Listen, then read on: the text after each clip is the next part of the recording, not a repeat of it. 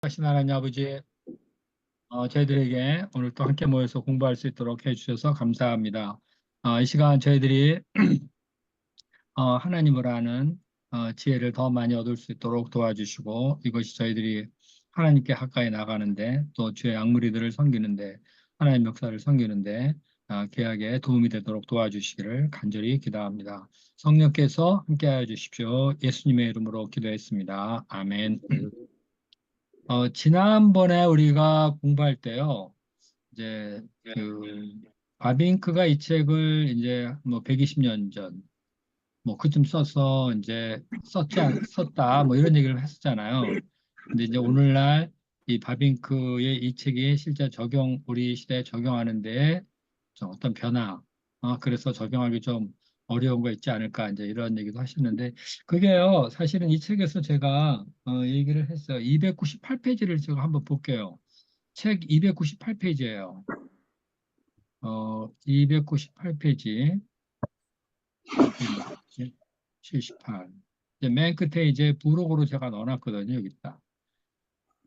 이거 바빙크의 그 학문에 대한 겸손한 태도. 이거 바빙크가 얼마나 많이 알고 그거는 학식이 얼마나 풍성한가 그거 얘기했고, 그두 번째 바빙크의 학문에 대한 겸손한 태도. 요거를 잠깐 한번 읽어보죠. 제가 한번 읽어볼게요.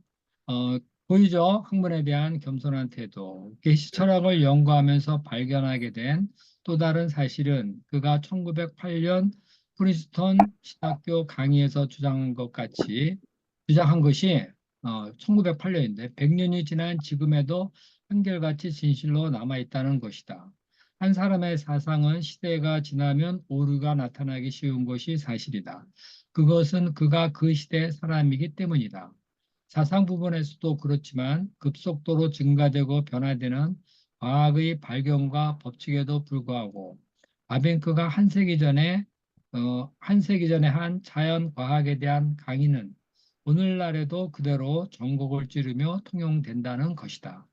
이론론자요 진화론자인 해켈의 경우 그에 대한 바빙크의 반론은 오늘날의 도킨스의 진화론에 대한 매크라스의 주장과 근본이 같다. 바빙크는 진화론에 대해 비판할 때 일방적으로 그것은 잘못된 이론이라거나 비신앙적이라고 말하기보다는 그 이론이 지니고 있는 약점과 한계를 말했다. 바빙크는 진화론이 이 광대하고 복잡한 구조를 지닌 자연 자체를 통합적으로 설명해 주지도 이해하게 해주지도 못한다고 평가한다. 마찬가지로 오늘날 도킨스와 논쟁하는 매크라스 역시 똑같은 관점에서 진화론은 총체성이 없다는 비판을 가하고 있다. 바빙크가 또한 바빙크가 경험은 유전적 전승이 되지 않는다는 것과 식물이나 동물, 인간들을 일정한 방향으로 계속 변화시키는 경향이 없다고 했는데 이는 오늘날도 사실로 받아들여지고 있다. 이는 그가 당시에 유전학을 얼마나 조심스럽게 배우고 익히며 그것에 관한 보편적 지식을 획득했는가를 잘 말해준다고 볼 수 있다. 도킨스가 님이라는 문화 유전자를 주장하며 인간의 문화와 종교는 바로 이 유전자 때문에 후대에 전승된다고 하지만 오늘날의 많은 과학자들은 도킨스의 주장을 받아들이고 있지 않다. 바빙크는 과학에서 발견된 사실에 대해 나름대로의 상상력을 동원해서 함부로 말하지 않는다. 그는 발견된 과학 사실을 보편적 입장에서 확인하여 말한다.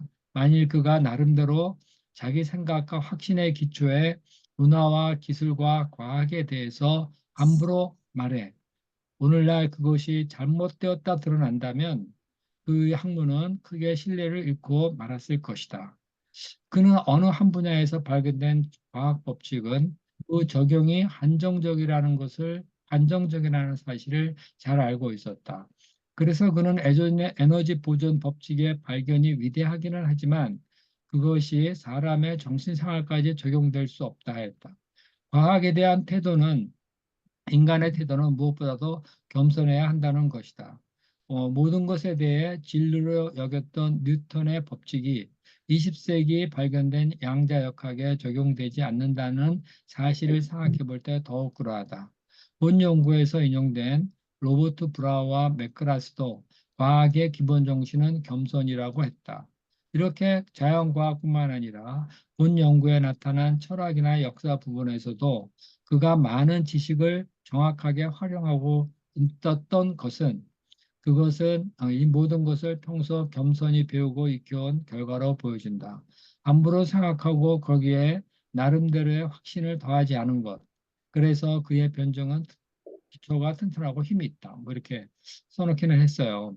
그러니까 바빙크가 어떤 것을 발견하면은 그거에 대해서 막 그냥 자기 생각 막 밀어붙이고 그러지는 않았어요. 그냥 있는 사실 있죠. 있는 사실 그대로 과학 발견 그대로 받아들이면서 거기에 어떤 한계가 있는가를 지적하고 있는 거예요.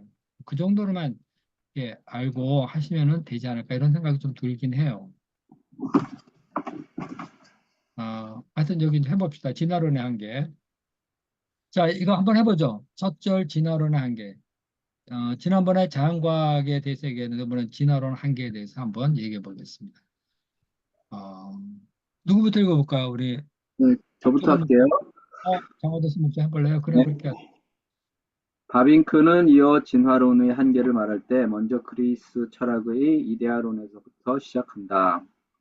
그에 의하면 그리스 철학은 최초로 사물의 원리를 이데아로 생각했으며 그 안에서 시간적인 시작과 모든 현상의 동인을 동시에 발견한다고 하였다. 그런데 문제는 여기서는 현실적으로 나타나는 모든 특성이 배제된다는 것이다. 이러한 원리로 생각하면 사물이 지닌 독특성이 사라지고 남는 것은 없게 된다. 그래서 그리스 철학의 이데아론적인 사고는 단순한 사고의 산물일 뿐 현실성이 없고 이것은 현실 세계 안에서 입증되는 것이 없다고 하였다. 네, 여기 진화론의 한계를 말하면서 그리스 철학의 이데아론부터 시작하는데 여기 그리스 철학은 최초의 사물의 원리를 이데아라고 생각했죠, 그죠? 플라톤의 이데아론이죠, 그죠? 네, 이데아로 시작을 해서 그 안에서 시간의 시작과 모든 현상의 동인이 동시에 발견된다. 그러니까 이 이데아 안에 모든 것이 다 있어서 그것 때문에 뭐가 이렇게 발전되고 발견돼 나간다. 이렇게 얘기를 한 거죠. 그런데 문제는 여기서는 현실적으로 나타난 모든 특성이 배제되어 있다. 이렇게 얘기를 했어요. 그러니까 이데아에서 모든 것이 시작된다고 하지만 그 현실 속에 나타나고 있는 특성들이 있죠. 가령 식물은 식물의 특성이 있고 동물은 동물의 특성이 있고 또 우리가 사는 자연은 자연대로의 어떤 특성을 지니고 있어요. 그리고 우리가 사는 세계에 역사도 있고 문화운동이 있고 뭐 나름대로의 어떤 특징을 가지고 모양을 가지고 쭉 나가거든요. 근데 그 이데아에서 이 모든 것이 출발했다 하기에는 설명이 잘 안 된다는 거예요. 얘기를 들어서. 이게 다 이데아에서 나왔어? 하나의 이데아에서 나왔어? 그건 좀 현실적으로 설명하는 데는 문제가 있다. 그래서 이 이데아론의 기초에서 생각을 하면은 사물이 지닌 독특성은 사라지고 남은 것은 얻게 된다.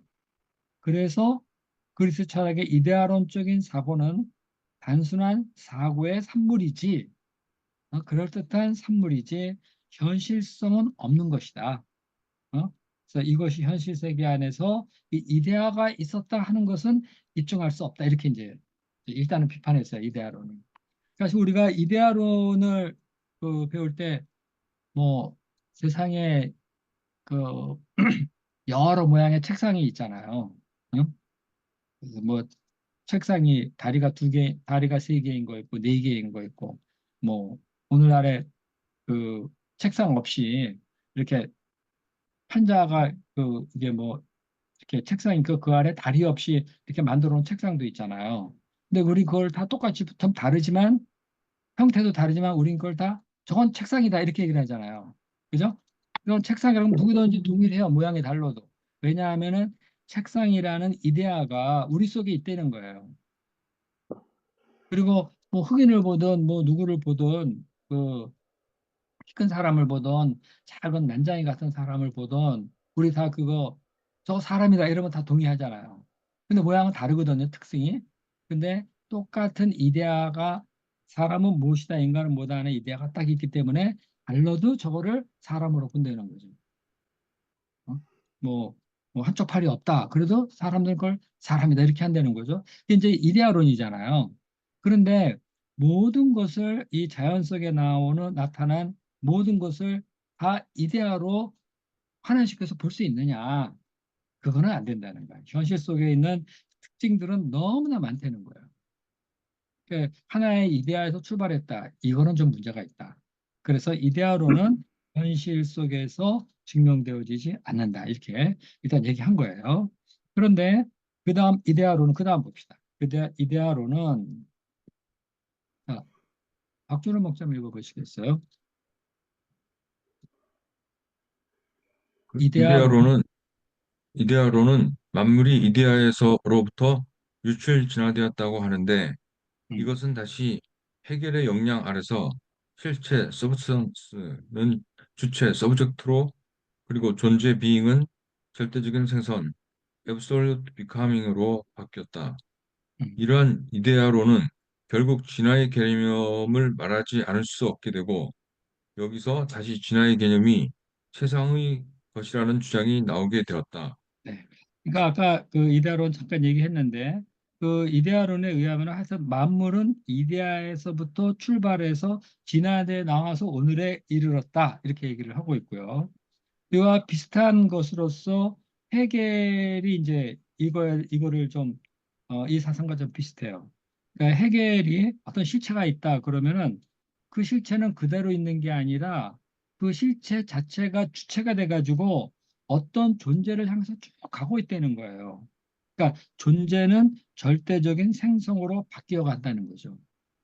그러니까 그냥 어떤 만물이든지 그대로 있지 않아요. 뭔가를 어떤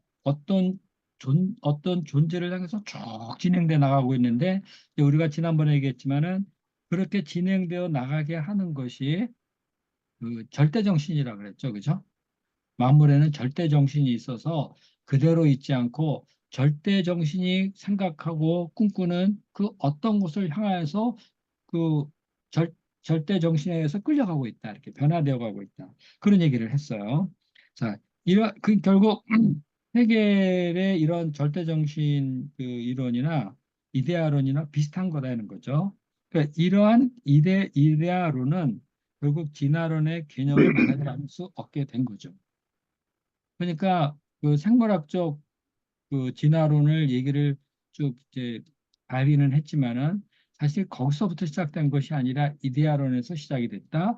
그 다음에 그것을 해결이 또 절대정신으로 얘기했다.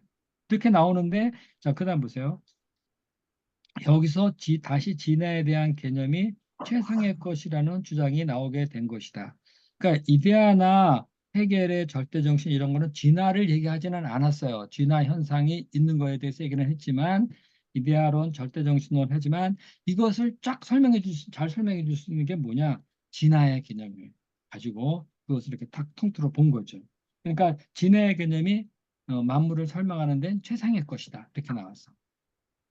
그러니까 그 이데아론으로 만물을 얘기하려면은 문제가 있다. 절대 정신도 문제가 있다. 왜냐면 복잡하다. 그러니까 진화의 개념. 요거 하나를 두 개 안에서 진화의 개념을 찾자. 그래서 그게 최상이다. 이렇게 얘기를 했어요. 자, 계속 한번 해볼까요? 이로써 진화는 이로써 진화는 세계를 설명하는 마술적 공식, 매직 포뮬러가 되었고, 그런 만큼 이 진화는 사물의 기원과 존재에 대한 의문을 푸는 열쇠와도 같은 것이 되었다. 네, 진화론이 모든 것에 다 적용이 돼버려가지고 그, 그 만물의 기원과 존재 이거를 이 의문을 풀어가는데 아주 그 마스터키 같은 역할을 했다는 거죠. 진화론으로 다 설명해요. 누가 그뭐 어떻게 격투기 있잖아요. 그런 거 보면은 어떤 선수가 옛날엔 이랬었는데 상당히 진화를 많이 해서 기술을 뭐 어떻게 가져내요. 진화의 개념을 쓰는 거야. 뭔가 발전하면 다 진화로 다 이렇게 얘기를 해버리는 거죠. 그러니까 진화가 그렇게 우리 삶 속에 보편적인 용어가 됐어요. 왜냐하면 만물은 바뀌니까. 그래서 뭐 우리가 그대로 있어요. 더 좋게 만들려고 그러고, 발전시키려고 그러고, 그러다 보니까 그걸 전부 다 진화론의 그 개념을 가지고 설명하려고 그러는 거죠. 진화한다. 이렇게. 자, 뭐 그런 얘기였습니다. 좀 더 읽어볼까요? 자, 여기서 바빙크는 여기서 바빙크는 이런 진화론적인 사고에 대해서 비판을 합니다. 즉, 음, 어떤 단일한 정의도 모든 현상을 설명할 수는 없다는 것이다. 그는 많은 자연 영역과 역사 진행 과정에 나타나는 다양한 단계들 속에서 도처에서 발견되는 생성의 요소, Element of Becoming 요소는 폭넓게 다른 성격을 띠고 비유기적인 세계 속에서 관찰되는 변화는 생명체 속에서 발견되는 것과는 종류 자체가 다르다고 말한다. 네. 그러니까 거기 두 번째 줄 나오면은 어떤 단일한 정의도 모든 현상을 설명할 수는 없다. 이렇게 진화론적인 생각에서 그 이론론적인 생각, 뭐 이런 거 발전돼 나간다, 뭐 이런 것들 있죠. 그런 것이 모든 현상을 설명할 수 있는 건 아니다. 여기 다음에 많은 자연 영역과 역사 진행의 과정에 나타난 다양한 단계 속에서 발견되어지고 있는 생명의 요소는 폭넓게 다른 성격을 띠고 있어요. 그리고 비유기적인 세계 속에 관찰되는 그 변화도 생명체 속에서 발견되는 것과 종류가 달라요. 그러니까 진화론은 대체적으로 이제 생명의 진화, 인간의 진화, 뭐 동물의 진화 이런 얘기를 쭉 하고 있잖아요. 그래서 그런 진화를 막 얘기하는데 이런 생명체 말고요, 비유기적인 세계 속에서 나타나는 어떤 변화들 그런 게 과연 진화로 생명체의 진화, 생명체 진화 논리로 똑같이 설명할 수 있는가? 그러지는 않다. 응? 우리가 자연을 보면서 진화한다고 그렇게 할 수 있을까?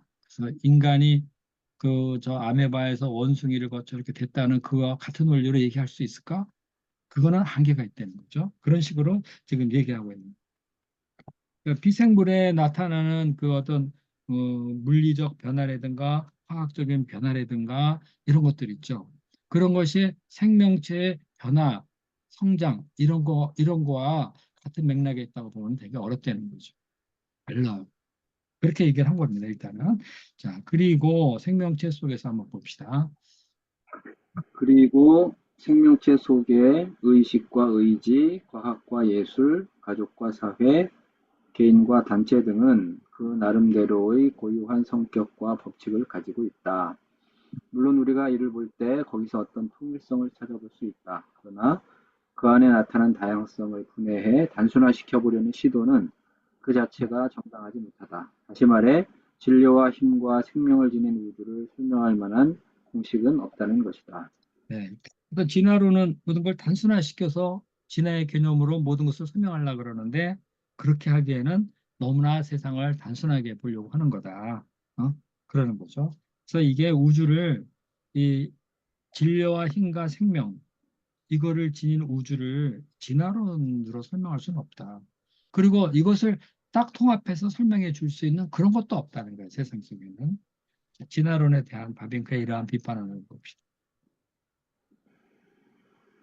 진화론에 대한 바빙크의 이러한 비판은 그의 통합적인 사고 체계에서 나온 것이라고 볼 수 있다. 그의 주장은 진화론은 사물 이해를 위한 통합적 모델로는 부적격하고 그러한 진화론적인 사고로는 설명할 수 없는 일들이 너무 많다는 것이다. 네, 이거는 뭐 그 통합적인 사고 체계 모든 걸 통합적으로 딱 이해하려고 보면 진화론이 설 자리가 없어져 버리는 거예요. 바빙크 얘기는 그겁니다. 자, 그다음에 계속 보세요. 그 계속 읽어보실래요? 저기 박준호 목사님. 바빙크가 이렇게 통합적 사고에 기초해 진화론을 반박하는 것은 바빙크가 이를 말한 지 100년이 지난 후인 오늘날 알리스터 맥그라스의 진화론에 대한 반박의 변과 똑같다. 맥그라스 역시 통합적 사고의 기초에 그의 책 과학 신학 탐구에서 다음과 같이 말하고 있다. 읽어보시죠. 그죠? 실제 리얼리티는 그보다 복잡하다. 과학의 종교 제거에 대해 언급하고 싶다면 한 사람이나 한 권의 책이 아니라 한 세기에 가까운 세월 동안 기존의 사고 패턴에 큰 변화를 가져온 수많은 요소들을 고려해야만 할 것이다. 확실히 이러한 비평은 인간의 관점에 복잡한 구조가 자연의 힘만으로는 설명할 수 없는 무언가가 있음을 보여주며 모든 설명을 신적 창조주에게 의존하지 않을 수 없게 만든다. 그러지 않으면 우리가 자연에서 관찰할 수 있는 이 광대하고 복잡한 구조를 어떻게 설명할 수 있겠는가? 네, 지금 맥그라스의 이야기도 같은 거죠, 그렇죠? 전체적으로 볼 적에 이거 어떻게 통합해서 이거를 한 이론으로 설명할 수 있겠느냐? 그러니까 이건 너무나 복잡하고 그러니까 이 인간의 관점에 이 복잡한 구조가 자연의 힘만으로 설명돼 줄 수 있겠는가? 그러니까 자연 그 자체가 어떤 힘이 있어서 이게 전부 다 이런 식으로 발전되어 나가고 존재하고 있다. 그냥 설명될 수가 있겠는가? 진화론은 막 우기죠. 그래도 됐다. 그래도 그거다. 막 얘기를 하죠. 그에 대해서 이제 그, 네, 그 맥그라스의 이제 비판이 있어요. 그 61번, 각주 61번 한번 볼까요? 누가 한번 읽어볼래요? 제가 읽겠습니다. 예. 진화가 어떻게 오늘날과 같이 복잡하고 다양한 자연 체계를 만들게 되었는가에 대해서 도킨스의 한결같은 주장이 있다. 그는 그의 책 오를 수 없는 산에서 은유적 이미지로 이에 대해 설명한다. 즉 산이 한쪽에서 보면 도저히 오를 수 없는 것 같은 높이 깎아지른 듯 수직 절벽으로 보이지만 반대편에서 보면 조금씩 높이 올라갈 수 있는 완만한 목초지로 되어 있어 일시적으로 다 이루어지진 않아도 충분한 시간이 주어지면 가장 간단한 형태로부터 지금과 같은 다양하고 복잡한 자연체계로 진화될 수 있다는 것이다. 도킨스는 이런 비유를 통해서 진화를 주장하며 그러므로 신은 없다고 선언하지만 이에 대해 맥그라스는 설령 그렇게 완만한 진행으로 이루어져야 해도 왜 그것이 신이 없다는 증거가 되느냐며 과학은 유신론, 무신론 어느 것도 주장하지 않는다며 도킨스의 주장에 대해 반박하였다. 네. 그러니까 여기 절벽 얘기 있잖아요. 절벽 이렇게 있으면은 깎아지른데 확 높이 올라간 그 어떤 절벽 꼭대기. 그러면 도저히 그거는 올라갈 수가 없을 것 같죠. 그러니까 우리가 생각하기에 사람이라는 이 존재가 엄청나게 뛰어난 존재잖아요. 생물학적으로나 능력으로나 이런 거 보면은 어떻게 이게 진화냐 하고 진화로 이게 될 수 있느냐 하고 그러면 정말 그런 것 같아. 어떻게 진화가 될 수 있어? 이렇게 얘기하지만은 도킨스에게는 그렇지 않다. 그 산 반대편에 그 절벽 꼭대기로 올라가는 그 왕만한 경사지가 있다. 그래서 거기를 천천히 올라가다 보면은 거기 목초지도 있고 뭐도 있고 그런데 천천히 아주 많은 시간을 거쳐서 조금씩 가다 보면은 그 절벽 꼭대기 있죠. 거기에 도달하게 된다. 그러니까 진화론이 어떻게 그렇게 될 수 있느냐? 이렇게 보통 사람 어떻게 그렇게 될 수 있느냐 하지만은 저 반대편에서 아주 충분한 시간을 갖고 환하게 가면 될 수 있다. 이렇게 이제 도킨스가 되게 유명한 거죠. 오를 수 없는 산, 되게 유명한 책이죠. Climbing Mountain Improbable. 이제 이런 건데 이제 가능하다 그것이. 그래서 도킨스가 그러니까 결국은 완만하게 많은 시간을 두고 변해왔기 때문에 이건 신의 창조가 아니다. 신은 없다. 이제 이거 아니에요. 이 사람 얘기는.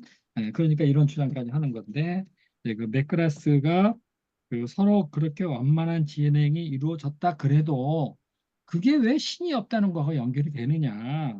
무슨 증거가 신이 없다는 증거하고 완만하게 됐다는 증거하고 그 무슨 관계가 있느냐?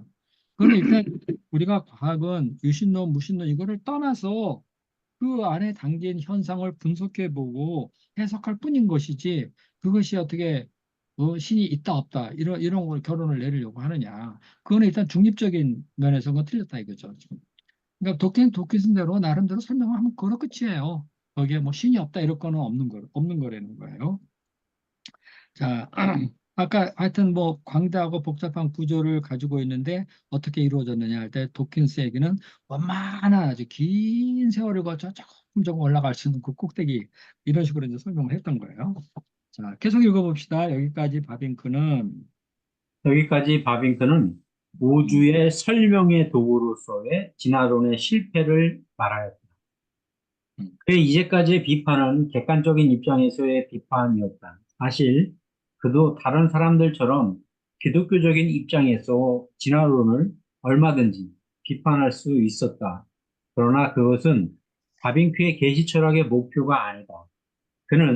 그가 진화론을 처음부터 유신론적인 비판으로 접근하고자 한다면 이는 음, 유신론과 무신론 사이에 쟁론이 되어버리고 말 것이다. 그래서 바빙크는 여기서 자신이 처음 의도한 대로 인간 자율에 기초한 철학, 과학의 맹점을 지적하며 다만 진화론의 한계를 말한 것이다. 그리고 이제 실용주의에 대한 논의로 들어가 이의 한계와 맹점을 지적하고자 한다. 네, 그러니까 여기 진화론의 한계를 얘기를 한 거는 바빙크는 이 통합적인 사고 있죠. 이 세상에 대한 통합적인 이해를 가져오는 데 있어서는 진화론은 한계가 있다. 근데 매크로스랑 이제 같은 주장을 하고 있는 거죠. 지금 그 얘기하고 있는 거예요. 네, 여기까지요. 목사님들이 한번 뭐 얘기하시고 싶으신 거 있으면 얘기 한번 해보시죠. 이제 진화론에 대해서 양들하고 얘기를 하다 보면 음,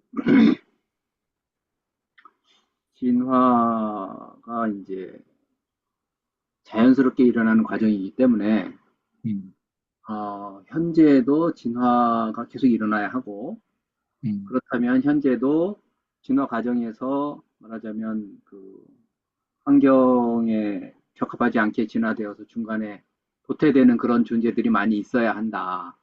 음, 그런데 그런 게 없지 않느냐. 이제 음, 이렇게 이런 논리를 가지고 얘기를 이제 할 수 있는데 그러면 양들은 또 그렇게 얘기를 하더라고요. 진화론자들에 의하면 이미 다 그런 존재는 이미 다 도태가 돼버려가지고 현재는 지금 우리가 가지고 있는 환경에 음, 적합해서 살아남을 수 있는 존재만 음, 남았고 음, 그게 적합하지 못해서 살아날 수 없는 존재는 이미 다 죽어버렸다.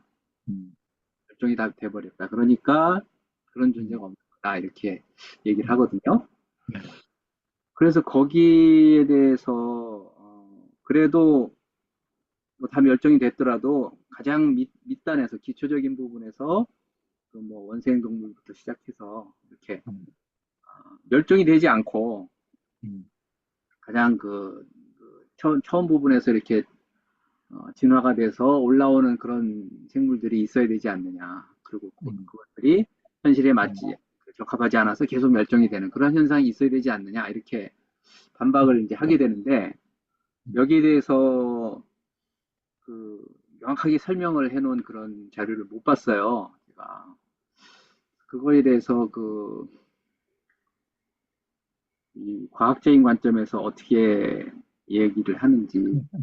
그거요. 글쎄, 그 진화론이 이렇게 성립돼, 그러니까 인간도 얘기하면 뭐 뼈를 맞춰가지고 하잖아요. 이런 뼈, 저런 뼈, 뭐 어느 시대에 발견된 거, 뭐 그 뭐지? 분석을 해봤더니 이거는 몇만 년 전 거고 몇만 년 전 거고 그런데 해보니까 그 인간의 뼈로 측정이 되는데 뼈가 이런 모양이고 저런 모양이고 하면서 이제 과거의 그 어떤 것을 가지고 얘기하는 거 아니에요, 지금요. 인간 진화 얘기할 적에. 그렇다면 다른 것도 과거에 같은 어떤 흔적이 다 남아 있어야 되는 건 사실이거든요. 자연 도태라 그래서 흔적이 안 남는 건 아니죠. 응? 흔적이 남아 있어야 되는데 그런 흔적이 남아 있는 게 없는 거예요. 그러니까 흔히 말해서 그 왜 우리 목사님 말씀하신 대로 그 시조새. 중간 화석 같은 거 있죠. 우리 흔히 화석 갖고 연구를 많이 하는데 중간 화석이 없다는 거죠. 흔히 말해서. 네, 그런 것이 없어가지고 그 진화론이 모든 것이 다 이렇게 진화되어 나왔다 이렇게 하는 것만 설명하기에는 증거가 너무 부족한 거예요. 진화론이 괜히 뼈를 가지고 와가지고 막 얘기를 했거든요. 응? 뼈를 가지고 나와서 얘기를 해서 가장 그럴듯하게 얘기했는데 그러면 다른 것도 그런 흔적이 있느냐? 어? 한번 인간은 그렇게 뼈로 얘기했는데 딴 거에 대해서 어떻게 남은 흔적들을 그럼 증거로 제시해야 된다 할 때 그런 거를 못 하는 거죠.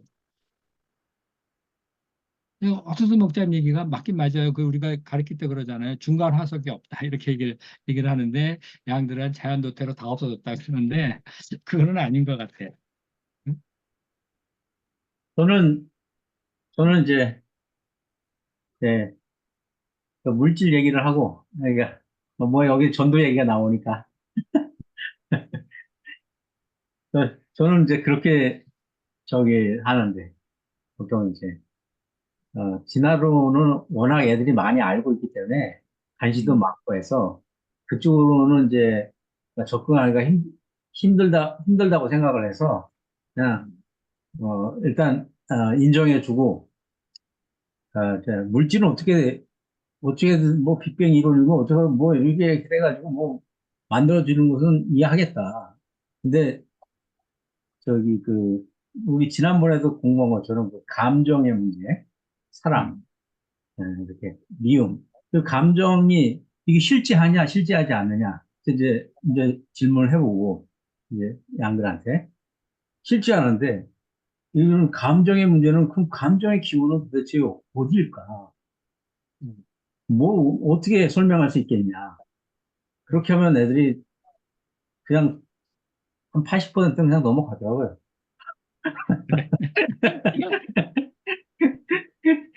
그래서 아니 그거 이제 사실은 제가 그, 고등학교 때 그 부분에 사실은 대해서 어, 이제 제가 양들하고 좀 집중적인 얘기를 해봤어요. 그랬는데 대뜸 얘기하는 게 뭐냐, AI를 얘기해요. AI를.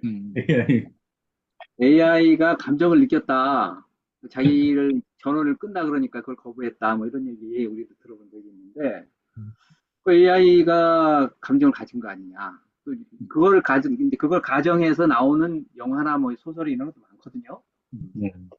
그래서 이제 거기서 이제 AI가 그러면 존재냐 아니면 우리가 만든 어떤 그 주체적인 존재냐 아니면 인간이 만든 어떤 뭐라 그래야 되나 피조물이냐 아니 결과물이냐 이제 그런 좀 더 근본적인 철학적인 논의로 들어가요. 거기서 그래서 물론 이제 AI는 인간이 만든 컴퓨터 프로그램에 의해서 동작하고 AI가 가지고 있는 내용들은 인간이 가진 여러 그 성과물들을 모아가지고 그걸 학습해서 나온 것이기는 하나 감정이라는 작동을 어떤 추상적인 사고, 감상적인 사고 이런 거를 분명히 하지 않느냐 이렇게 또 얘기를 하는 이제 학생들이 있더라고요. 그래서 이제 그런 부분을 대답을 하려면 우리가 조금 더 깊은 공부를 해서 이게 이제 AI가 인간이 만든 것이기는 하나 실제로 어떤 창조적인 그런 작업까지 하기 때문에 AI가 뭐 그 음악도 만들고 뭐 그러잖아요. 그래서 그런 부분까지 명확하게 설명하려면 우리가 이제 부분에 대한 좀 책도 좀 보고 더 좀 공부를 해야 되겠다는 생각이 들더라고요. AI가 어떨 때 AI는 기존의 자료를 기초로 한 거 아니에요. 예? 그렇죠. 그것이 코드. 뭐 시에 감정이 들어가 있고 뭐 사랑, 감정, 분노가 들어있다. 그래서 이렇게 내용을 보면 아는 거죠. AI도.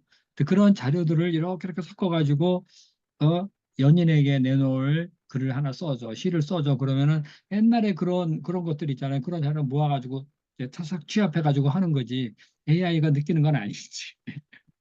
그러니까 AI가 아주 공감력 있는 사랑의 시를 줬다. 근데 그건 아닌 것 같아요. 옛날에 그 자료를 모아가지고 옛날에 그 사랑의 그 어떤 것들 주제로 한 것들을 쭈르륵 모아가지고 합성해서 쫙 내놓는데 그거는 감정이나 뭐 그런 건 아니지.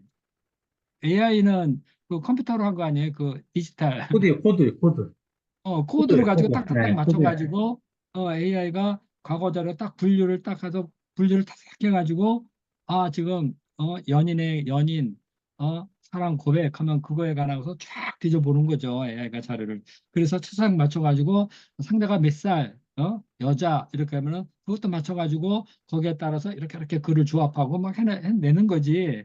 그게 감정은 아니지. 그러니까 이제 어, 인류 보편적으로 사람들이 공통적으로 이렇게 공유된 어떤 그런 것들을 지금 공유하고 있는 거잖아요. 사랑이라는 거, 예, 감정이라는 예. 것도 어. 어떤 거의 이데라고 표현은 될 수도 있지만 그런 것이 우리가 공유하고 싶어서 공유한 게 아니라 태어나는 순간 그게 주어져가지고 그걸 공유하고 있어. 물론 이제 AI는 우리가 코딩, 이런 요런 모습이면 사랑이다. 요런 모습이면 뭐 이런 걸로 이제 정리할 수는 있지만 우리는 날 때부터 그런 감정이 그냥 가지고서 태어나는 거거든요. 그래서 저는 이게 이거는 이거는 어디서 오지 않고서는 안 된다. 이건 그러니까 어디서 왔다 신이 창조해서 그 안에 담긴 거다 그러죠. 하면 설명은 간단하고 모든 건 통합돼 버려요. 예, 예. 근데 신을 인정하기 싫으니까 신적 목적론 있잖아요. 그거를 맞아요. 신청 거부하면서 목적이죠. 보니까 거부하면서 보니까 뭔가를 막 끄집어가 설명을 하는데 그 설명들이 만족스럽지 못하는 거죠. 그 진화론이 그거예요. 뭔가를 막 설명하는데 만족스럽지가 않은 거야. 그리고 전체적인 통합 설명을 하는 데는 역부족인 거야. 그러니까 이 진화론 이거 우리가 이런 식으로만 갈 수 있느냐 그래서 한계를 딱 얘기한 거예요. 그러면서 이제 바빙크가 인간은 이러이러한 존재다. 하나님의 창조는 이렇다 하면은 결국 글로 가지 않을 수가 없거든. 그래서 제일 예, 간단하고 논리적으로 시원한 그러죠. 제일 시원한 설명이야. 근데 안 가는 거야. 나 하나님 믿기 싫어하면서 하나님을 거부하니까 그렇게 결국 되는 믿음 거예요. 문제가 되는 거죠. 그래서 믿음 문제가 되는 거예요, 결국은. 근데 우리가 모든 건 믿음 문제야 이러면 또 이제 얘기가 더 이상 안 되지 양들하고. 어? 그러니까 이게 바빙크가 우리가 지난번에 했을 때 인간에 대한 이해, 전제 조건이 있잖아요. 인간이 어떤 존재인가, 그거를 인정하고 들어가야 된다고 이제 얘기했잖아요. 그죠? 그 하나님의 형상을 따라 지은 존재, 초월적인 존재, 종교적인 존재. 이게 객관적이고 보편적인 진리예요. 인간에 관한. 그러니까 요거를 딱 거부해버리고 물질로 설명하려고 그러니까 안 되는 거야, 지금. 어, 우리 아비가일 선교사님, 그 생화학을 공부하셨는데 뭐 하실 얘기 없어요?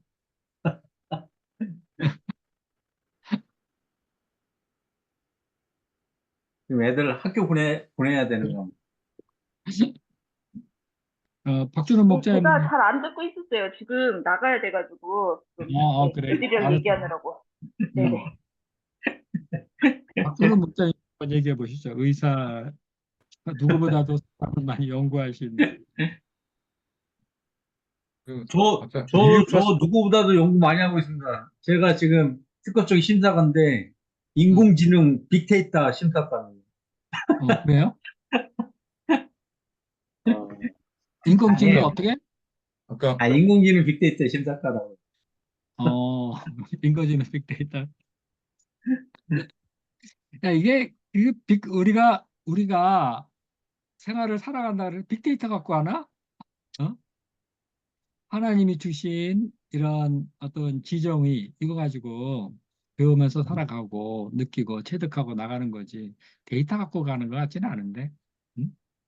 또 근데 어떤 이제 경험을 기초로 해서 이런저런 얘기도 하고 그러니까 경험 그거 데이터 아니냐 뭐 이런데 그건 아닌 것 같아 좀 달라 사람이 인지하고 거기에 대한 반응을 보이고 저마다 다른 반응을 보이고 하는 또 달라요 개성이 있고 나름대로 그 특질이 다 다르잖아요. 아까 리빙 파슬 얘기 있잖아요.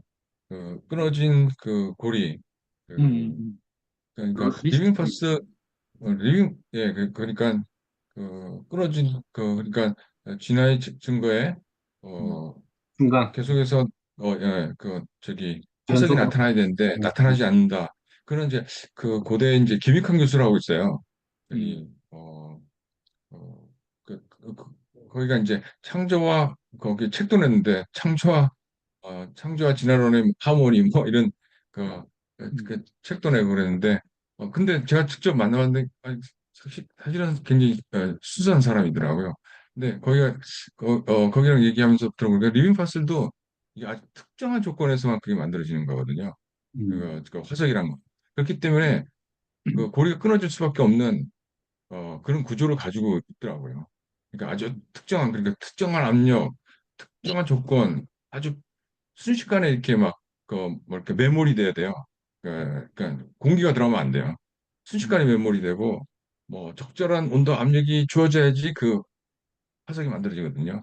그러니까 아주 수십만 년, 수만 년 중에 아주 그러니까 그 아주 이렇게 긴 세월 동안에 어떤 이런 조건이 만들어지기에는 굉장히 드문 조건이라는 거죠. 그러니까 그 화성만 보고 보면 당연히 그 연속성이 나타나지 않고 절대 불연속적인 면이 나타날 수밖에 없다는 거죠.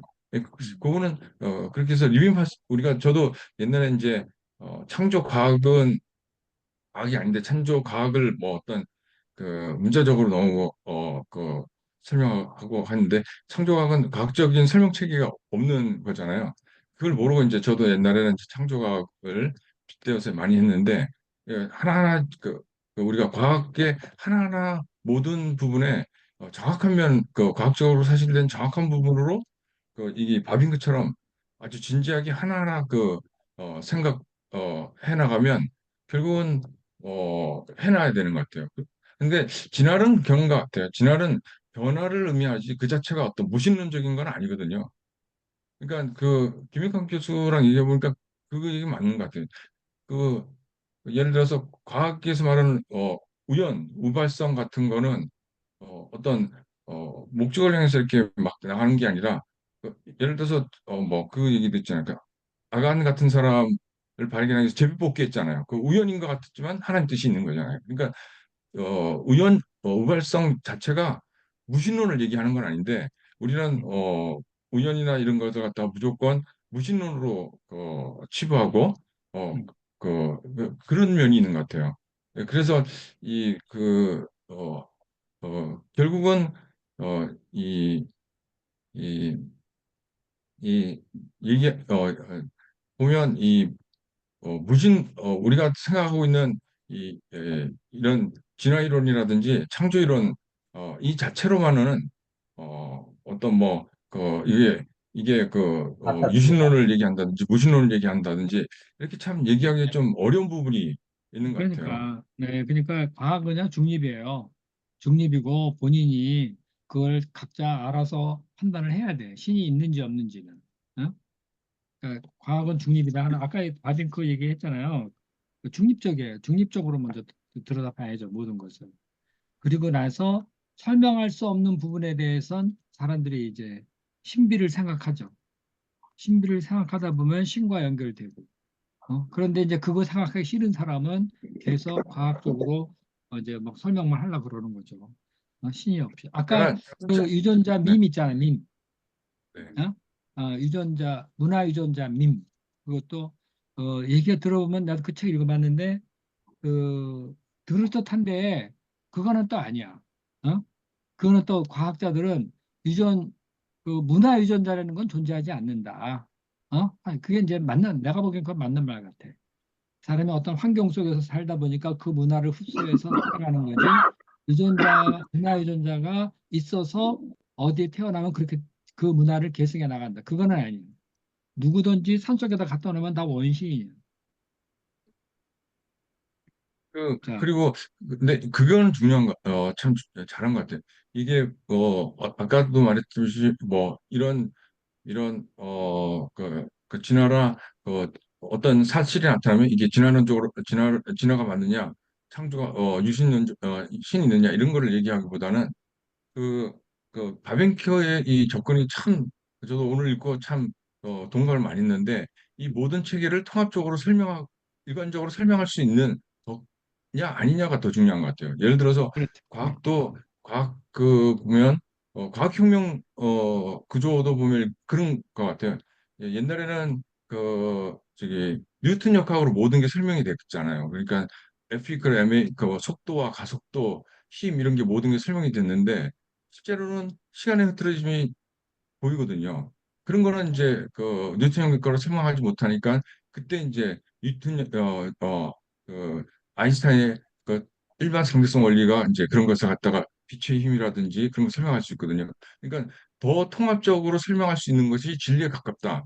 이론적으로 이게 지금 이 바빙크가 접근하고 있거든요. 어떤 사실을 보고 그것을 맞느냐 틀리느냐 이렇게 하면 결국은 과학이 발전함에 따라서 그게 이제 맞을 수도 있고 틀릴 수도 있고 이렇게 하지만 이 바빙크는 접근론이 더 포괄적이고 더 통합적으로 멀티디스플리너리 인터디스플리너리하게 설명할 수 있느냐? 그것이 더 진리에 가깝다. 이런 쪽으로 설명하는 것 같아요. 이게 이런 방법이 오히려 훨씬 더 맞는 게 아닌가.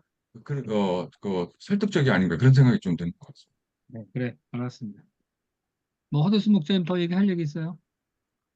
예, 없습니다. 자, 하여튼 뭐 바빙크 얘기는 약간 통합적인 면에서는 진화론은 역부족이다. 이제 이런 얘기를 한 거고. 그리고 과학자들은요 뭐냐면은 각자 자기 분야 있잖아요. 생물학, 물리학, 화학 뭐 그런 거 있죠. 그런 분야를 들여다보면서 그 안에 법칙을 찾아보고 그럴 뿐인 것이지 그것이 신이 있다 없다 그런 건 아니다. 아마 자기 나름대로의 독특한 어떤 특성을 가지고 자연 만물은 통합돼서 굴러가고 있다. 그러니까 자연 만물은 가령 우리가 물리를 연구한다 그러면 물리는 물리를 연구할 뿐인 것이지 거기서 발견되는 그 어떤 것으로 세상을 다 설명하려고 그러면 안 되죠. 그죠? 네, 그런 식의 지금 바빙크 얘기는 그런 겁니다. 자, 그러면요, 넘어가 봅시다. 자, 실용주의 나왔습니다. 왜 실용주의가 등장했는가? 자, 한번 읽어봅시다. 누가 할까요? 정가요? 네, 그 한번 읽어봅시다. 네. 다빈크가 여기서 진화론에 이어 실용주의 비판에 들어가는 것은 실용주의 자체도 진화론과 마찬가지로 하나님을 배제하고 생각하기 때문이다. 그리고 이것은 실제 진화론의 실패를 실용주의 철학으로 만회하고자 하는 당시 사생계에 대한 비판으로 볼 수 있다. 바빙크가 이 강의를 할 때는 미국에서 각별하게 실용주의 사상이 곳곳에 퍼져 있는 때였다는 점에서 그의 실용주의 비판은 의미가 있다. 네. 이거 우리가 진화론 얘기하고 뭐 진화론 그 이전에도 여러 철학 얘기를 많이 했잖아요. 그런데 그것이 도대체 우리가 살고 있는 세상에 대해서 정말 우리가 이해하고 만족할 만한 그러한 설명을 주느냐? 그러지는 않다. 뭐 그럴듯하고 멋있고 좀 설득은 되지만 전체적으로 통합적으로는 설명을 못 해주고 있다. 그래가지고 이러한 모든 것에 대한 회의. 그래서 어쨌다는 거냐 그게 우리 삶 속에 무슨 도움이 되느냐 하면서 실용주의가 등장한 거예요. 근데 문제는 이런 진화론도 하나님을 일단 배제하고 그리고 실용주의도 하나님을 배제하니까 바빙크가 이 실용주의 비판을 하는 거죠. 여기서 진화론의 애체 대안으로 나온 이 실용주의 사상 한번 보겠습니다. 실용주의의 등장. 그 실용주의에 대해서 있죠. 그 각주 63번. 그거는 미리 한번 읽어보는 게 좋을 것 같아요. 자, 누가 그거 예, 읽어볼까요? 제가 읽겠습니다. 네. 실용주의 프래그머티즘은 19세기 후반에서 20세기에 걸쳐 공리주의를 응용하여 미국에서 발현한 철학사조이다. 이러한 실용주의를 진리의 이론으로 전개한 사람은 제임스이다. 그에 의하면 우리의 관념이 참이냐 거짓이냐는 문제는 그것이 우리의 실생활에 있어서 어떤 실천적 차이를 나타내는가에 따라 결정되어야 한다는 것이다. 그러므로 시간과 공간을 초월한 절대적인 진리는 없으며 진리의 기준은 오로지 우리의 실생활에서 유용성을 둬야 한다는 것이다. 따라서 진리는 상대적이며 변화하는 것이다. 실용주의는 기후에 의해서 그 행동적인 요소가 더욱 강조되었고 개인적 관심에서 사회적 관심으로 발전하게 된다. 주의의 철학은 보통 도구주의 또는 실험주의라고 불린다.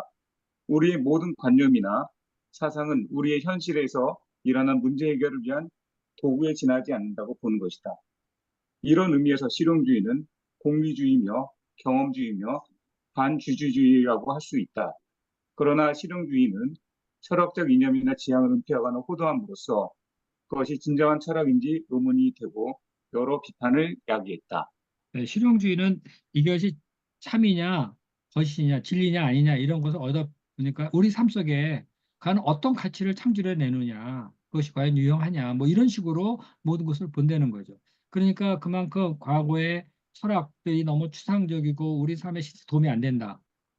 이런 식으로 해서 이제 거부하고 이제 이런 이제 실용주의가 등장한 건데 과거에 인간이 쌓아놓은 그런 지식들, 논리들 이런 거를 확 거부해 버리니까 거기 반주주주의라는 그런 비판을 받고 있는 거죠. 자, 그래서 읽어보면 이제 알 수 있을 거예요. 한번 봅시다. 바빙크의 이론론이 실용주의에 바뱅크는 이런 논이 인간 이해를 폭넓게 수용하지 못함으로 실패하였다면 이에 대한 반동으로서 인본주의적이고 활동주의적인 실용주의가 등장했다고 해요. 그런데 실용주의는 인간의 인식과 행동 가치를 확신하는 데서 시작한다. 다시 말해, 진화론이 자연 속에서 사람을 설명하려고 했지만 위에서 지적한 것과 같이 그것이 실패함으로 새로운 철학의 등장하게 되었다는 것이다. 것인데, 이제 사람들은 자신을 자연 속의 진화의 산물로 보지 않고 자신의 자아를 강하게 대두시키며 새로운 철학을 전개해 나가기 시작하였다는 것이다. 네, 이제 진화론식으로 생각하지 말자. 밑도 끝도 없고 설명도 안 되고 그러는데 중요한 건 뭐냐? 나다, 나. 현재 내가 제일 중요한 것이지. 진화론에서 내가 동물에서 왔든 뭐에서 왔든 그게 뭐가 그렇게 대단한 거냐? 그게 우리에게 무슨 도움이 주느냐? 중요한 건 나다. 내가 무엇을 느끼고 어떻게 하고 뭐 그 누리는가 뭐 이런 것들이 있죠. 그런 것을 중요시하는 거예요. 자아를 그러니까 뒤에 나오지만은 인간의 자아는 오늘날의 인간은 진화론의 최고의 정점에 서 있어서 더 이상 진화할 것도 없다. 오늘날의 내가 누구냐? 이 자아를 중심으로 해서 모든 건 이루어진다. 이렇게 이제 나가는 거예요. 자, 그다음에 이 운동의 선봉에 선 사람. 이 운동의 선봉에 선 사람이 바로 카를라일이다. 칸트가 인간 인식과 행동의 가치를 확신하면서 19세기 득세한 이론론에 대항해 인간성에 대한 새로운 이해가 등장하였을 때 카를라일은 이를 기초로 인간 중심의 철학 운동을 전개한 것이다. 카를라일은 자연주의, 네이처럴리즘이나 주지주의, 인텔렉츄얼리즘 등에 반대해서 신앙과 개인적인 확신에 근거하여 영혼의 경험 등을 변호했다. 그의 자아는 다시 살아났고 세계를 부정하는 데서 이번에는 강력하고 의기양양하게 세계를 긍정했다. 그는 네. 이렇게 웃었다. 네, 뭐 그런 거예요. 지금 여기 얘기한 대로 이론론에 대항해서 나타난 거예요. 자꾸 뭐 그렇게 하지 말고 나를 중심으로 하자. 인간성의 새로운 이해 이거를 어떤 뭐 진화론식으로 보지 말고 다르게 보는 거예요. 거기 보면은 아래에서 두 번째, 세 번째 줄 어디 갔냐? 세 번째 줄. 카일라일은 자연주의나 주지주의에 반대해서 신앙과 개인적인 확신에 근거해서 영혼의 경험 이런 거를 이제 자꾸 이제 변호해 나가는 거죠. 그러니까 이게 카일라일이 뭐 신앙을 부인하고 막 그런 건 아니에요. 근데 이제 다만 내가 중심이 된다 이제 이런 거죠. 개인 확신들 자 등장을 했어요. 자 어떻게 이제 이 카일라일이 이제 이런 에고에 대한 집중을 어떻게 표현했는가 한번 그 작은 것이 한번 볼까요? 네, 이것도 제가 읽겠습니다. 나는 자연과 그대보다 더 위대하다. 나는 그대 위에 섰노라. 왜냐하면 나는 힘을 알고 있으며 또한 그것을 갖고 있기 때문이다. 내 영혼의 생명, 내 종교와 윤리, 내 과학과 예술 속에서 나는 나의 영원한 우월성을 입증하리라. 먼저 인간에 대한 그 확신 이런 게 있는 거죠. 그래서 나는 자연과 그대보다 위대하다. 나는 그대 위에 섰노라 하면서 그래서 확신이 충만한 사람이에요. 나라는 존재. 나는 내가 가진 모든 재능과 뭐 여러 가지 존재 자체 있죠. 그걸 가지고 세상에 도전하고 내 자아를 실현하겠다. 이런 거예요. 무엇이 진리냐 뭐냐 이런 얘기 떠나가지고 나를 이루고자 하는 그런 겁니다. 65번 볼까요? 각주 65번 카일라일에 대해서 잠깐 내가 써놨는데 토마스 카일라일, 이 영국 비평가 겸 역사가 대자연은 신의 의복이고 모든 상징, 형식, 제도는 가공의 존재에 불과하다고 주장하면서 경험론 철학과 공리주의에 도전했다. 음, 저서 프랑스 혁명을 통해 혁명을 지배계급의 악한 정치에 대한 천벌이라 하며 지지하고 영웅적 지도자의 필요성을 제창했다. 그러니까 이게 뭐냐면은 이게 이제 카일라일의 프랑스 학문사 되게 유명한 거잖아요. 근데 이제 여기 나온 대로 있죠. 그 지배계급의 악한 정치에 대한 천벌이라 하여 지지하고 그 영웅적 지도자의 필요성을 재창했다 그러잖아요. 그러니까 인간 세상 속에서 어떤 영웅적인 사람이 쫙 나와가지고 인간 세상을 새롭게 만들어야 된다. 이런 식인 거예요. 그러니까 이런 생각은 뭐냐면 과거에 뭐 합리주의 뭐 조금 막 이런 뭐 진화를 다 떠난 거예요.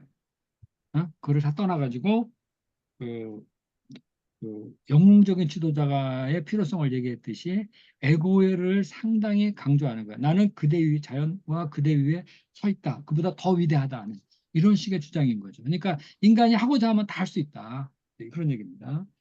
자, 그다음 봅시다. 그의 영혼에서 나온 이 외침은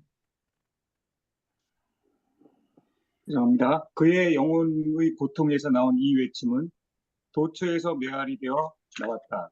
키에르케고르의 실존주의 철학이 등장하였고 리칠이나 피포팅 등은 가치를 중시하고 오이케는 경험적 세계보다 정신생활을 입장으로 톨스토이, 입센, 니체는 사회의 부패에 대항하고 그리고 예술가는 자연주의에서 상징주의와 신비주의로 전향하게 만들었다. 네, 그뭐 진화론은 이제 소위 말해 이제 자연주의적인 성격을 띠고 있다면은 이제는 상징주의, 신비주의로 이제 확 전향을 해버린 거예요. 그러니까 키에르케고르의 실존주의 철학 이게 뭐죠? 실존이라는 건 나라니까 내가 중심인 거 아니에요. 오늘 존재하는 나라는 존재는 뭐냐 하면서 그 이제 고민을 얘기한 거죠. 실존의 고도 얘기하고 그러면서 이제 신을 끌어들이고 거기서 내 존재를 신과 연결시켜 한번 생각을 해보고 막 이런 나르는 게 나왔어요. 리칠과 아유,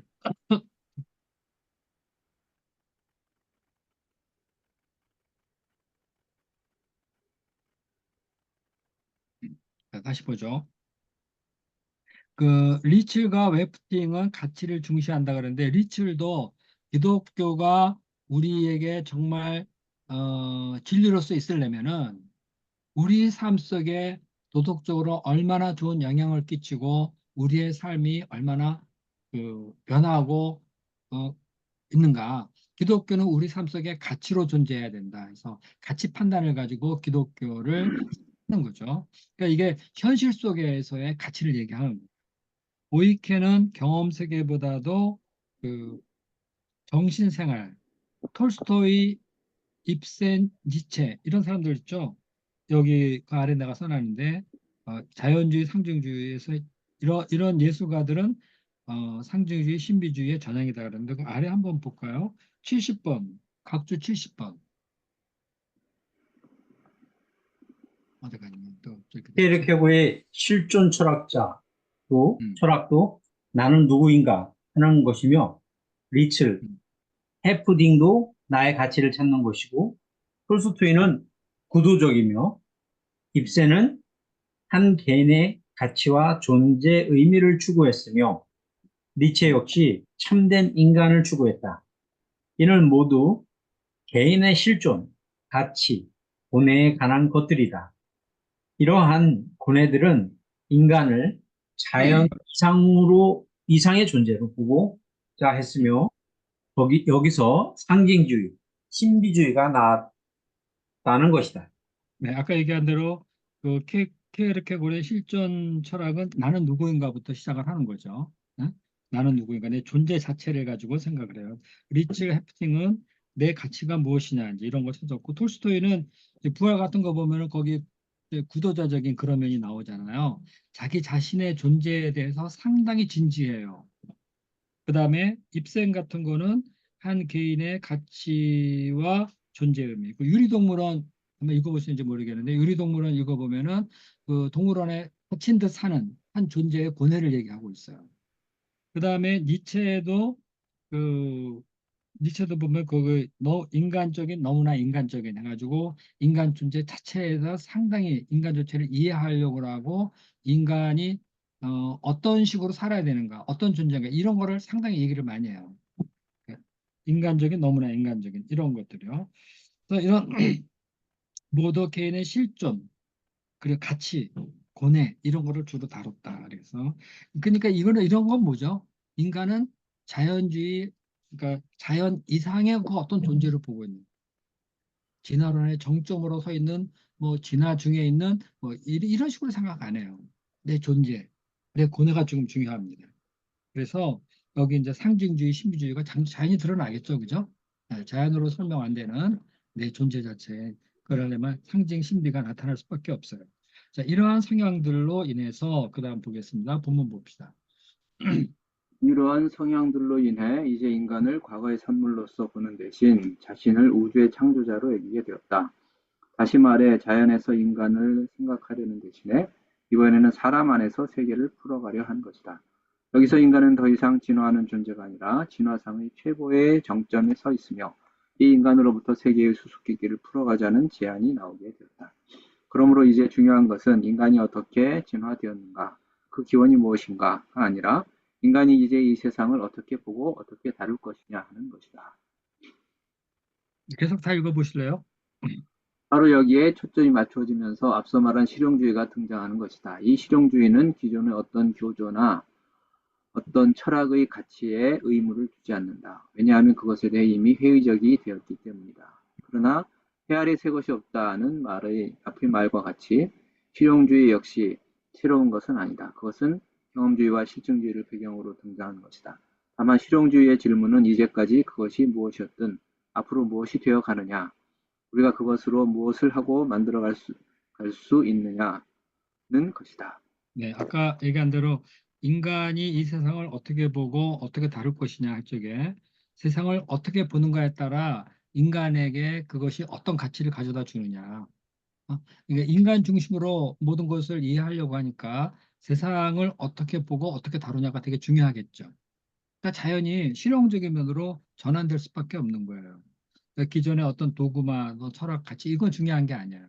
오늘 내가 오늘 내가 어떤 존재로서 이 세상과 어떤 관계 속에서 어떤 가치를 창출해내느냐 이제 이런 얘기를 하는 거예요. 그래서 근데 이제 해아래 새가 없다고 실용주의도 보면은 경험과 실증 이런 것을 배경으로 등장했다 이런 얘기를 하고 있어요. 어, 다만 이제까지 그것이 무엇이었든 앞으로 무엇이 되어가느냐 이 얘기를 하는 거예요. 무엇을 만들어 갈 수 있느냐 이런 겁니다. 그러니까 그 실용주의는요 어떤 뭐 합리주의 뭐 막 그런 것보다도 경험했던 거 있죠. 경험을 기초로 해서 실제 증명된 거 이런 거 실증을 통해서 뭔가 가치를 쭉 창출해 나가는 겁니다.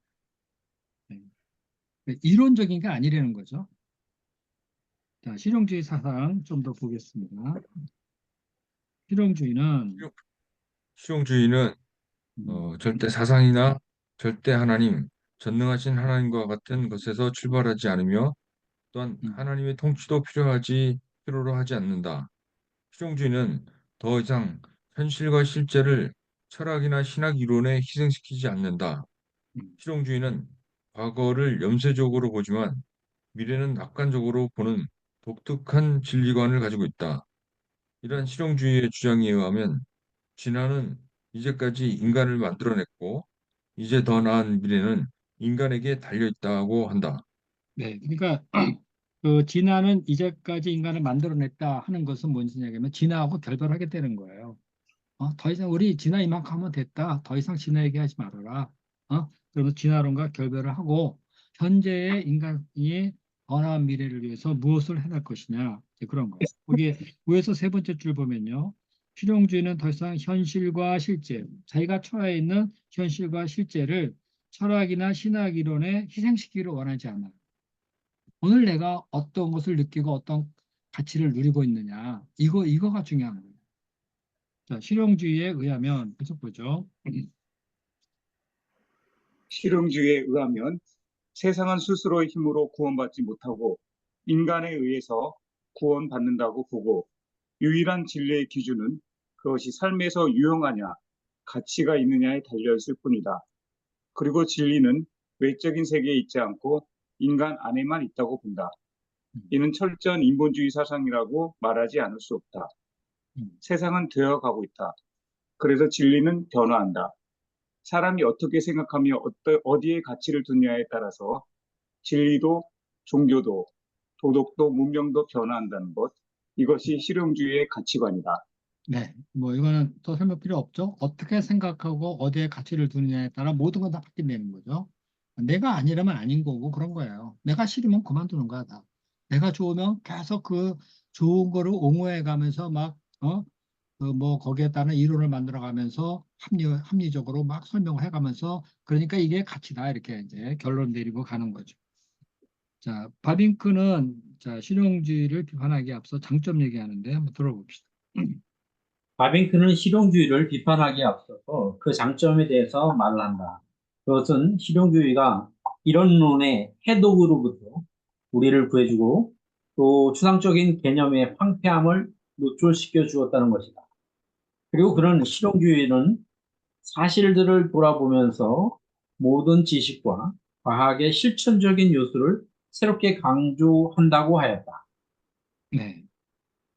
거기에 그 추상적인 개념의 황폐함을 노출시켰다는 이런 얘기 뭐죠? 모든 것을 진화론, 물질적으로 이론으로 쭉 설명하다 보니까 인간이라는 이 존재 자체, 자기들은 인간을 참 고귀하게 여기고 있거든요. 느끼고 생각하고 뭐 종교도 있고 문화도 있고 막 그렇거든요. 도덕도 있고. 그런데 이론론으로 보면 진화해서 기초됐다 뭐 이렇게 하니까 아 이거 뭐 인간 존재가 너무 황폐한 거야. 그래서 이거에 대해서 그 과거에 그런 이론론이 그 잘못됐다 하는 것을 그 실용주의는 얘기를 그런 식으로 얘기를 해주고 있어요.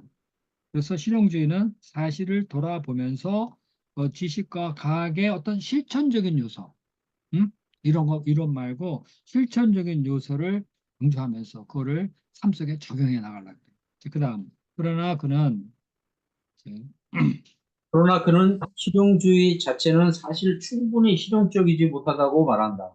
그는 실용주의가 한결같이 플라톤, 아리스토텔레스, 스피노자, 헤겔, 브래들리, 테일러 등의 철학을 거절하면서 사실상 소크라테스의 인본주의와 제휴하여 로크, 버클리, 휴m, 칸트 등의 철학과 관련시켜 합리주의 철학을 경험주의 철학으로 대치시켰다고 하였다. 네. 거기에 그 앞에 나온 뭐 플라토, 아리스토텔레스, 스피노자 이런 거 전부 다 추상적인 철학 이야기거든요. 세상에 대한 나름대로의 이론을 가지고 설명을 하는 이걸 다 거절해 버렸다 그랬죠. 근데 소크라테스의 인본주의와 제휴했다 이렇게 나와요. 실용주의가. 자, 요거에 대해서 78번 한번 볼까요? 78번.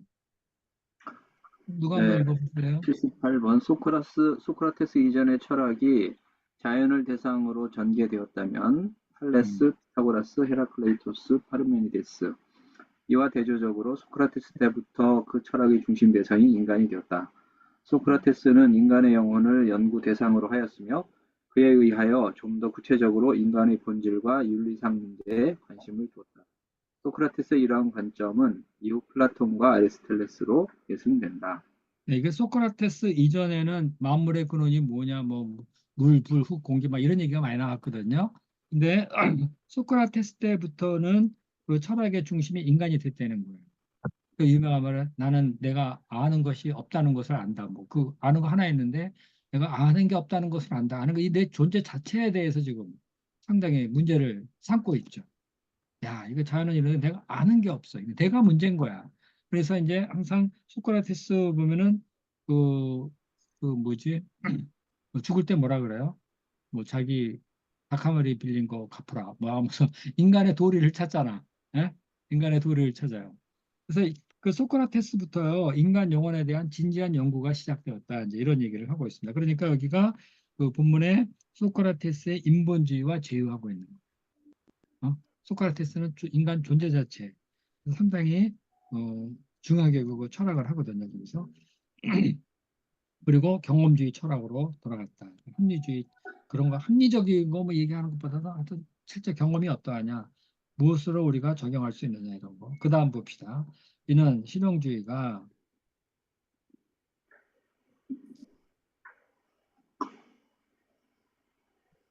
누구 볼래요? 이거 이는 실용주의가 누구 읽을 차례인가요? 제가 또 제가 목자님. 제가 읽을까요? 네, 아, 그러세요. 이는 정답인데. 이는 실용주의가 절대자라든가 세계의 과정에 있어서 절대자의 자아 실현과 같은 추상적인 개념을 버린다는 것이다. 음, 또한 그것은 하나님과 그 속성, 정신과 물질, 이성과 양심을 자기가 근거하고 있는 실제들로 인정하려고 하지 않으면서 단지 이러한 모든 것들에서 오직 실천적 가치를 지니는 좀 더 많은 일을 하기 위한 계획표를 갖는다는 의미다. 네. 그 실용주의는 절대자를 버리죠. 그리고 세계 과정에 있어서 절대자의 자아 실현. 이거는 뭐 해결 얘기죠. 절대 정신이 이제 쭉 이끌어가면서 그 절대 정신을 구현해 나가려고 한다. 뭐 이런 얘기 하는 것들 있죠. 다 버려요. 이런 거 다 필요 없다. 그래서 실제적인 가치가 뭔가 해서 실제적인 가치를 위해서 우리는 어떤 일을 해야 되는 거에서 더 많은 일을 하기 위한 계획표를 갖고 있을 뿐이에요. 계속 봅시다. 이러한 실용주의의 핵심은 어떤 절대적인 성격을 지닌 그 무엇을 알려는 모든 희망을 포기한다는 것이다. 음. 이는 기존의 철학에는 희망이 없다고 판단되었기 때문인데 사실 아리스토텔레스, 칸트, 진화론이 어떠하든 이로 인해 나타난 내면의 공허함을 해결해 주지 못한다고 판단한 것이다. 많은 사색을 해도 남는 것은 기껏해야 회의론이요, 불가지론이라는 것이다. 결국 실현주의란 그런 사변적인 것들을 그만두고 이 땅에서 실제적인 것으로 돌아가자는 것이다. 그러니까 이 실용주의가 그 이전에 있던 철학들 뭐 이런 것들 있죠. 전부 다 그래 그거 어떻다는 거냐, 그게 정말이냐 이런 회의론. 그리고 뭐라고 막 주장하는데 그 우리가 어떻게 할 수 있느냐 이런 불가지론. 이런 것이 있는 거거든요. 그러니까 왜 우리가 그런 거 가지고 그러냐 그러면서 이제 이 땅의 실제적인 얘기 좀 하자 이런 얘기 하는 겁니다. 아까 그 계획표 80번 한번 볼래요? 실용주의의 계획표가 뭐냐? 80번 한번 보겠습니다. 제가 읽어볼까요? 그러나 각주 80번. 자, 그러나 이 말에는 관점을 가지고 있다. 뭐니까 실천적 가치. 요거 단점이 있다는 거예요. 실용주의는 거짓이라도 거짓이라는 것도 진리 이론을 발전시켜 나간다는 점을 기억해 두어야 한다. 실용주의는 현실에 가치만 있으면 돼요.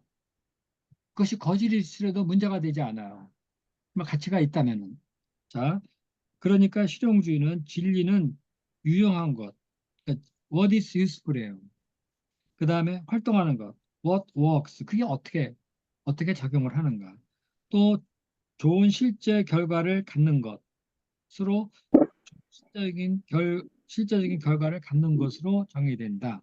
그래서 분명히 거짓이라는 것을 알고 있는 어떤 진술이 실용주의적 근거에서는 진리라고 보여지는 일이 가능하다. 예를 들어서 암 환자의 정신 상태를 고려해서 병명을 사실대로 말하지 않고 수술을 낫게 해준다면 이것은 실용주의 관점에서는 거짓말도 진리가 된다. 이런 식으로 가는 거죠. 그죠? 네, 암 환자에게 뭐 사실대로 말하냐 안 하냐 이거는 뭐 각자 판단할 문제지만은 예? 이것도 필요하다. 이것도 진리다. 이렇게 진리라고 말하는 건 좀 그러지 않나? 어? 다르게 얘기해서 환자를 편하게 해주려고 사실대로 얘기 안 하고 다르게 얘기하는 거. 그 진리라고 말할 수 있나? 하여튼 근데 실용주의는 그렇게 함으로써 환자가 평안을 얻었다. 그럼 그 가치가 있다. 이렇게 보는 거예요. 그런데 자칫 잘못하면 이런 것이 거짓이 진리가 돼버리는 그런, 그러니까 거짓도 진리로 사용할 수 있다는 사고방식. 요거는 좀 문제가 있다는 거예요. 그다음에 됐죠. 그다음에 이렇게 해서 실용주의는 봅시다. 그래서 실용주의는 최후의 수단으로서 한번 봅시다. 그래서 실용주의는 최후의 수단으로서 궁극적이고 명백한 사실들로 간주되고 있는 것에 매달린다. 실용주의는 절대적 형이사의 개념들로 가득 찬 철학의 역사를 묵살해버립니다. 그리고 실용주의에는 어떤 선언적인 이념이나 원리도 존재하지 않는다. 실용주의에 의하면 세계는 단지 인간의 지식과 활동을 통해서만 점차로 질서와 조화의 세계로 코스모스로 변형되는 하나의 혼동 상태, 카이오스이며 거칠고 무질서한 덩어리이다.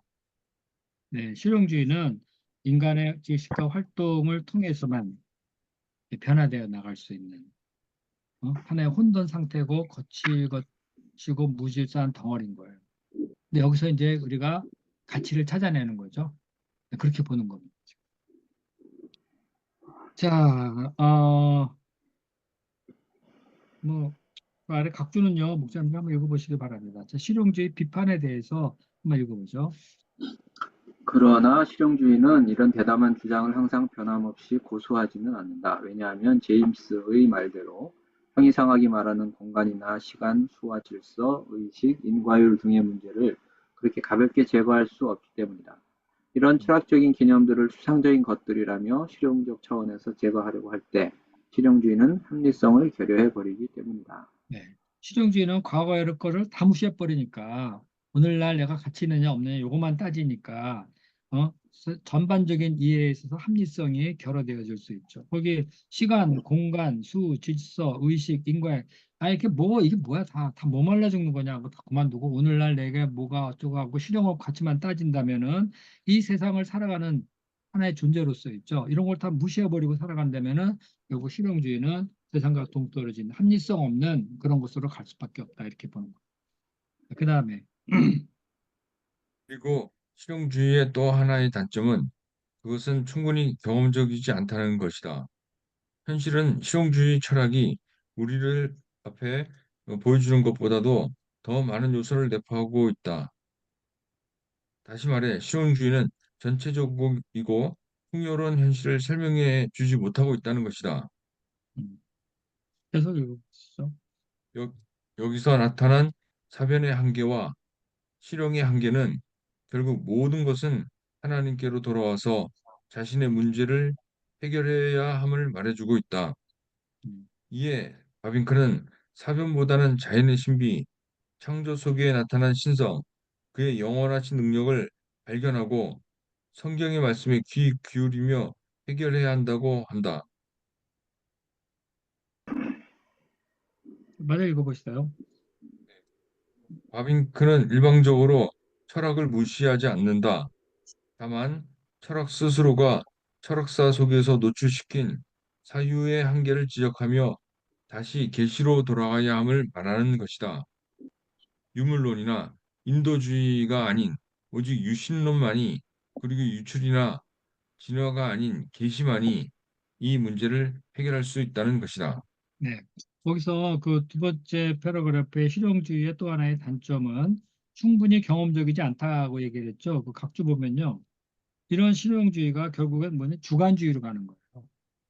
주관주의. 내가 보는 거야. 내가 가치를 내가 정하는 거야. 그리고 어떤 상대주의의 가장 심각한 형태. 나는 내 가치로는 중요해. 그런데 저 사람이 보기엔 그렇지 않거든요. 그러다 보니까 이 실용의 가치만 따지다 보니까 상대주의로 빠져버리죠. 이건 오히려 뭐 실용주의가 공리주의로 옹호하기는 하지만은 워낙 주관이 강해가지고 있죠. 그리고 이해 충돌 가져오는 거죠. 그러니까 이 실용주의를 주장을 하지만은 결국 그렇게 경험적이지는 않은 거예요. 과거의 경험을 보건대 그런 식으로 주관주의 자기 주장만 해가지고는 뭐 이렇게 그 사회에서 어떤 질서를 부여하거나 그럴 수는 없거든요. 그러니까 이 과거에 나타나 있는 그러한 것을 볼 때 실용주의의 이런 주관적이고 상대주의적인 것은 그렇게 충분하게 역사 속에서 증명해 받아들여질 만한 것은 아니다. 그러니까 경험적이지 않다는 겁니다, 지금. 네, 현실을 설명해 주고 있지를 않아요. 그래서 그러니까 여기서 나타난 사변의 한계와 실용의 한계. 이 사변의 한계는 아까 말한 대로 이론론 중심의 자연주의적인 그런 것의 한계. 실용의 한계는 지금 실용주의의 한계. 자, 이거 한계가 이렇게 다 드러났어요. 이제 이거 자연주의 뭐 철학 모든 거 다 한계가 다 드러났어. 실용주의도 그걸 벗어나려고 그 한계를 벗어나려고 실용주의로 갔지만 거기도 보면 문제가 되게 많아. 지나친 주관과 상대가 있어요. 자, 그래서 결국 이것이 진리로 삶 속에 정착할 수 없다. 그렇기 때문에 바빙크는 그런 사변보다는 자연 신비 창조 속에 나타난 신성을 보자. 그의 영원하신 능력을 발견하고 성경 말씀에 귀를 기울여야 된다. 그 한계 어떻게 해결할 거냐? 기울여 봐라, 기울여. 하나님 말씀에 귀를 기울여 봐라. 그래야 해결된다. 이런 거죠. 그러니까 이런 얘기는 그 바빙크가 맨 나중에 하는 거예요. 한계를 다 얘기해 놓고 한계가 있어 실용주의 나왔는데 실용주의 한계가 있고 어떻게 하란 말이냐. 그러니까 하나님 말씀에 귀를 기울여라. 이런 식으로 간 거죠. 자, 거기에 바빙크는 철학을 일방적으로 무시하지 않는다. 다만 철학 스스로가 철학사 속에서 노출시킨 사유의 한계. 그를 이제까지 좀 얘기해 왔거든요. 그래서 다시 계시로 돌아가자. 유물론이나 인도주의가 아닌 오직 유신론, 유출이나 진화가 아닌 계시, 이것으로 우리가 통합적으로 생각하면서 이해할 수가 있다. 그런 겁니다. 계시로 돌아가야 돼요.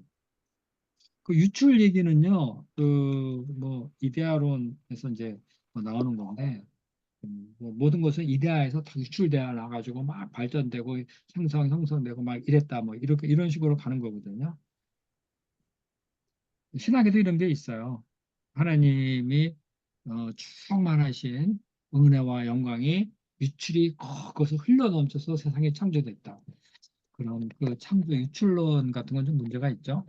하나님이 넘쳐서 유출돼서 이렇게 뭐 세상에 창조됐다. 그것보다도 영광에 충만하신 하나님이 세상을 창조하셨다 이렇게 가야지 넘쳐 흘렀다 이렇게 유출론으로 가져가면 상당히 문제가 많습니다. 자, 여기까지 해서요 실용주의 비판까지 했습니다.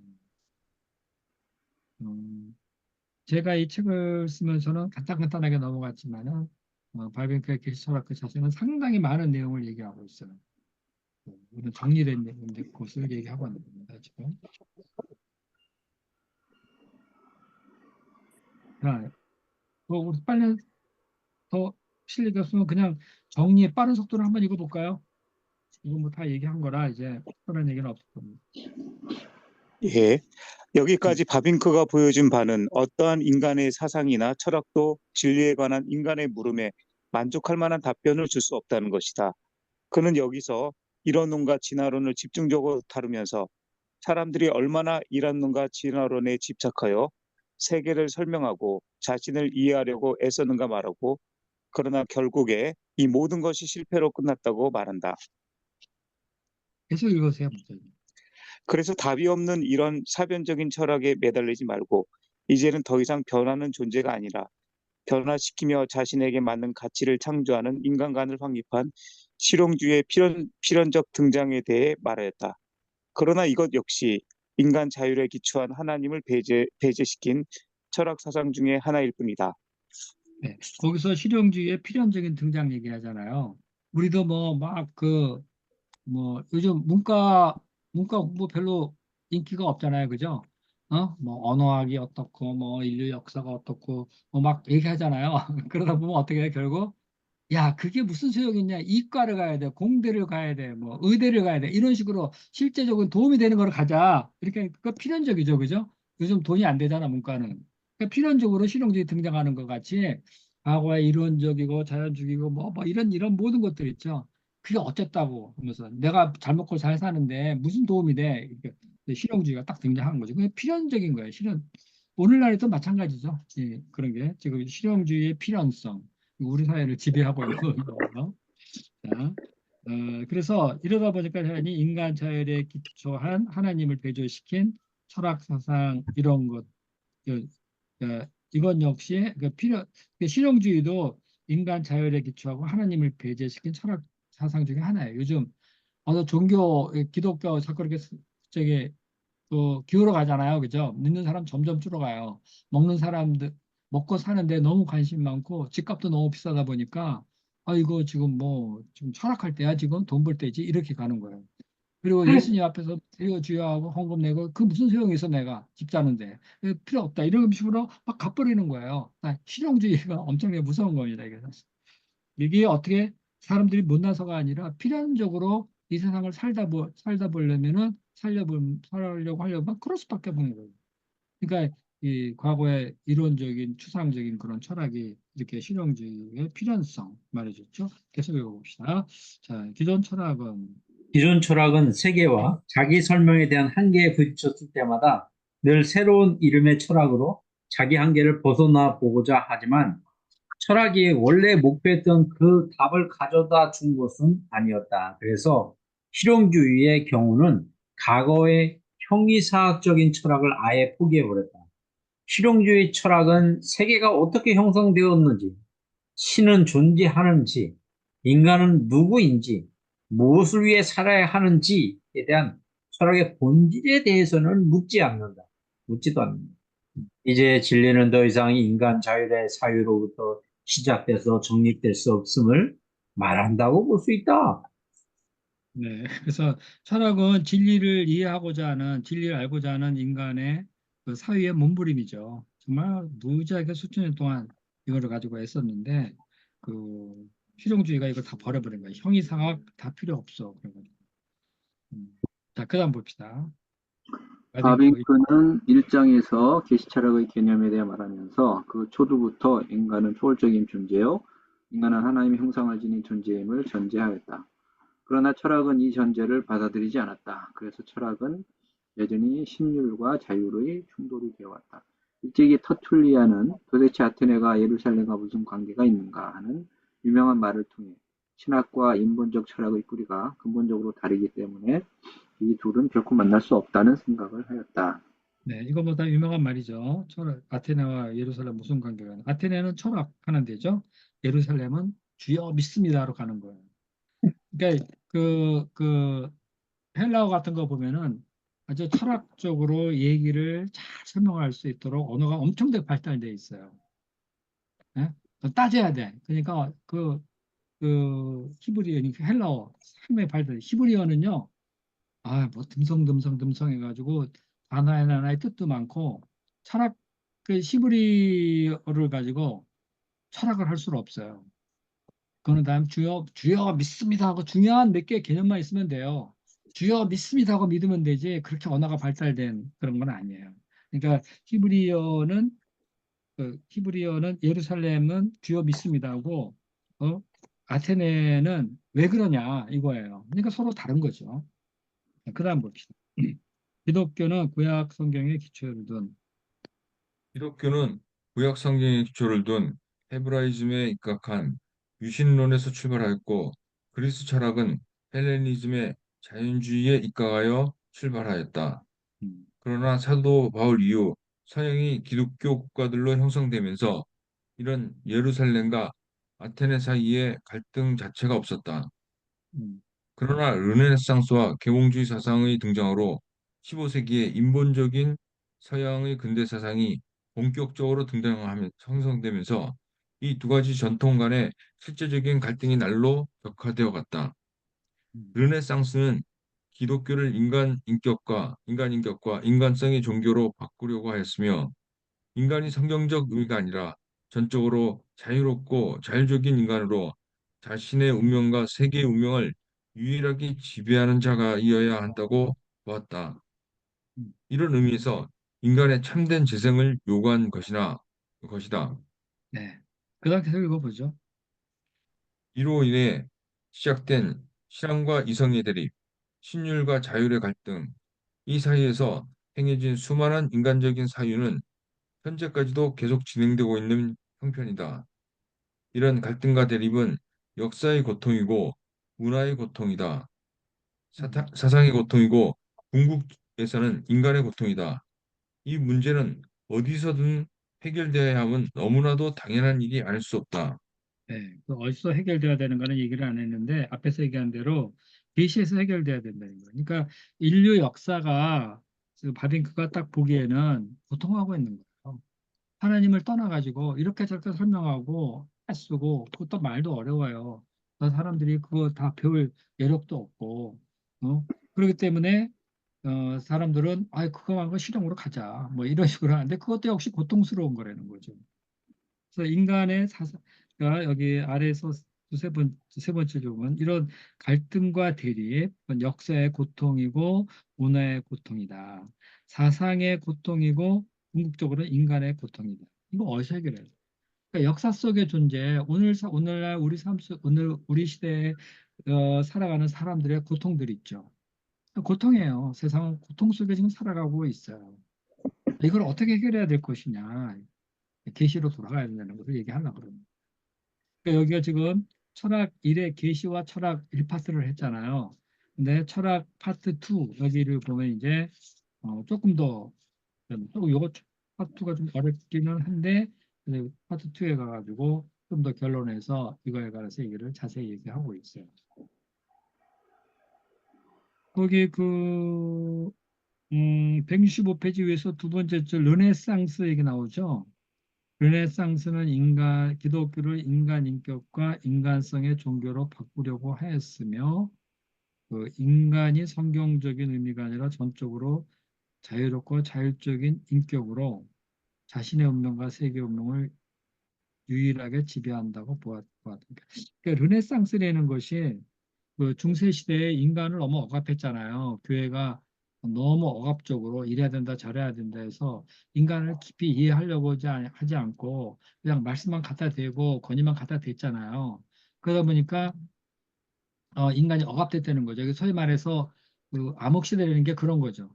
인간의 자율 사고가 죽어버린 시대라 이 말이죠. 근데 그것이 뭐 어디야 그 콘스탄티노플 회교와 전쟁이 있을 때 거기는 사람들이 그리스 철학 책을 뭐 이런 원전을 가지고 이탈리아로 온 거 아니에요.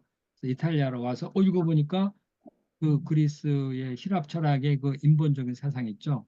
인간은 누군가 고민하는 게 되게 많단 말이에요. 그러니까 우리가 하나님을 믿어도 인간이 누군가 이해를 좀 하자 해서 르네상스 자체는 반기독교적은 아닌 건데 그렇게 하다 보니까 나중에는 완전히 이제 인본주의의 발판이 돼버린 거죠. 그게 인간을 중시하고 막 그러다 보니까 이제까지 기독교가 좀 뭐 잘못한 것 같다. 인간을 잘 이해 못한 것 같다 하다 보니까 기독교 비판에서 시작돼 버려가지고 인본주의 계몽주의로 가가지고 철학 사조가 그렇게 흘러가 버렸어요. 자, 여기까지 오늘 다 했는데요. 목사님들이 또 토론하고 싶은 거 있으면 얘기 한번 해볼까요?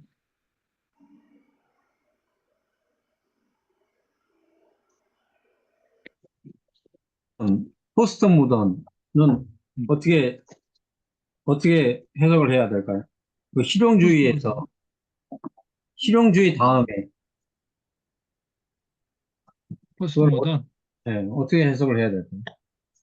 아니, 그런데 모더니즘이 인간의 문제, 사상의 문제 이런 걸 해결해 주지 못하니까 인간이 그거에 대한 반발로 여러 가지 형태로 인간 사상이 발현돼 나온 거죠. 포스트 모더니즘이. 모더니즘은 합리주의 아니야. 음, 그죠?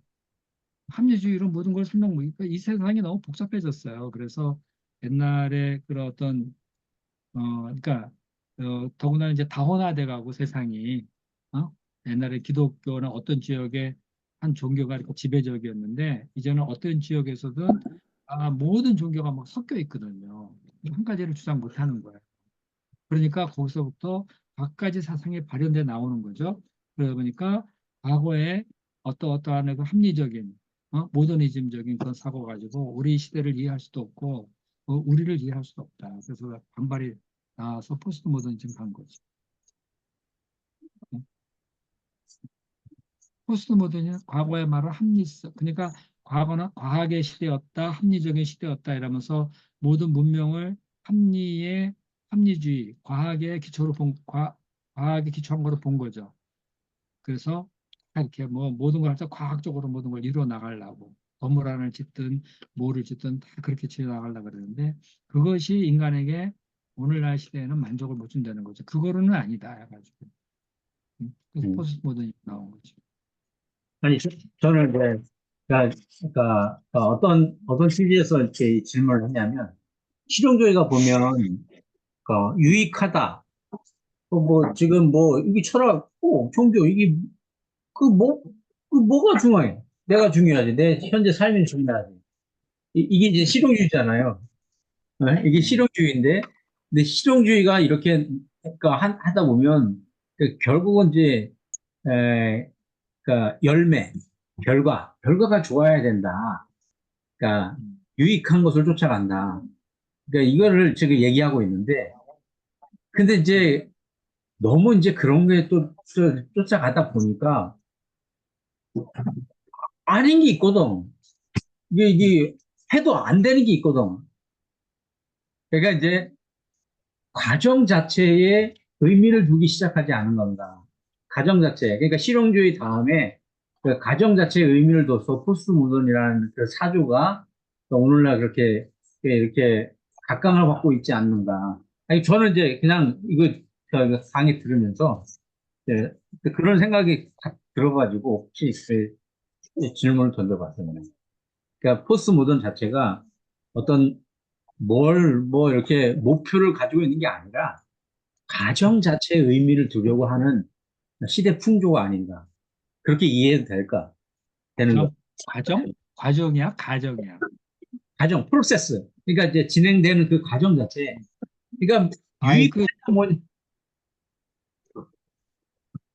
포스트 모더니즘은 인간의 고뇌에서 출발한 건데, 어? 과거의 무슨 것으로 설명할 수 없다, 인간은. 다오나. 어? 한 가지 철학, 한 가지 종교로 우리를 우리한테 강요하지 말아라. 어? 이것도 맞는 것 같고 저것도 맞는 것 같다. 왜 그런 식으로 사냐? 나는 내대로 가겠다. 뭐 이러는 거야, 지금. 나에게 돌을 던지지 마라. 예. 그러니까 이제 그래가지고 그 세상에 우리 매스컴 보면 아니 그 유튜브나 뭐 복잡하잖아요, 이 세상이. 과거에 뭐 누가 탁 나타나가 이래야 된다 가지고 쫙 하고 그런 건 없어요, 이제. 이념 어떤 세계를 이끌어줄 그것을 이념도 없어, 지금은. 이념 얘기하는 건 안 통해요. 음, 응? 그러니까 이론론에 대한 거부감에서 나온 거다. 이렇게 말하면 실용주의하고 좀 비슷한 것 같아요. 네. 음, 세계를 하나의 체계로 설명하려고 하는 그런 음. 시도가 음, 어, 유물론이나 이런 것도 그렇게 볼 수 있고 모더니즘도 어떻게 보면 그렇게 볼 수 있거든요. 음, 특히 모더니즘에서 뭐 막시즘 같은 경우는 이제 진화론에 시작해서 자연과학과 사회과학까지 전부 다 아우르는 하나의 그런 체계를 만들려고 했던 것인데 그런 이론론적인 사고가 이제 현실 속에서도 잘 안 맞고 역사 속에서도 뭐 네. 공산주의가 터지고 음. 그러면서 거기서 나오는 이제 반발로 그냥 어, 거부네, 거부. 말 그대로 이제 포스트 모던이죠. 모더니즘에 대한 포스트 어떤 모던이네. 그냥 우리 현실 속에서 그냥 자기가 생각하는 다양한 가치들을 추구하는 게 뭐가 문제가 되냐 뭐 이런 식으로 얘기하는 거 아닌가. 그런 거죠. 네. 우리 사회를 뭐 하나로 딱 잡아서 그게 뭐 맞다 틀리다 막 얘기해가지고 그럼 안 돼. MZ 시대, MZ 시대라 그러나? 요즘 시대 젊은이들은 모더니즘 갖고 접근하면 안 돼요. 정말 어려운 거예요. 네? 제가 야, 이 그래서 질문을 복잡. 하니까 음. 옆에 듣고 있던 아들이 윤사 교과서를 갖다가 좀 읽어보라고. 무슨 교과서? 윤리와 사회. 윤리와 서로 사회. 좀 읽어봐야 거기 돼. 뭐가 있는데 나 몰라가지고. 윤리와 사상, 예, 예. 아니, 윤리와 사상. 제가 저기 과학부라 이게 제가 지금 책을 너무 안 읽어가지고 음. 아들한테 이게 고생을 강효선 목사님도 그냥 대학교 들어와서 오직 성경만 그 봤습니다. 성경만 보고 전자 공부만 내리 해가지고 아들이 윤사를 뭐라 그러. 저는 그래서 그래서 우리가 공부하면서 많은 거 배웠어요. 예, 윤사 예. 많이 배웠어. 아니 저는 그래서 저기 목사님하고 이 강의가 너무 재밌어. 왜냐면 처음 이거 되게 공부하는. 재밌는 거야. 내가 강의를 못해서 그렇지. 되게 재밌는 거야, 이거. 나는 처음 이런 게 재밌어. 그러니까 저도 이게 실용주의 뭐 재밌어요. 돈을 벌어야 돼. 막 그런데 나는 그러니까 돈은 필요하긴 하지. 근데 난 내가 누구냐? 난 이게 내가 어떻게 살았? 난 이게 지금 중요해, 지금. 네, 하나님과 나는 내가 하나님을 믿는데 네. 내가 어떻게 살아야 돼? 난 이게 중요하지. 돈을 뭐 많이 벌어가지고 뭐 어떻게 되고 뭐 난 별로 그런 게 관심이 없어. 달라 또 나는. 그죠? 네, 그런 거야, 그러니까. 목사님, 우리 아들은 저기 돈을 많이 벌고 싶은데 문과를 선택했습니다. 그래요? 네. 한마디 해주십시오. 무슨 얘기를 해? 하여튼 문과 나는 문과를 많이 가는 건 난 되게 좋아해요. 사람들이. 아, 나가야지. 그래야지 그런 사람들이 사회에 나가서 이 어떤 좀 이 인간의 지성적인 고민을 하고 철학적 고민을 같이 하고 그래야지. 돈이 최고야 하는 이런 세상 속에 문과생들이 많아야 되지 않을까? 응? 난 그렇게 생각을 해. 그래서 문과 갔다 그러면 반가워. 응? 승훈아, 반갑대.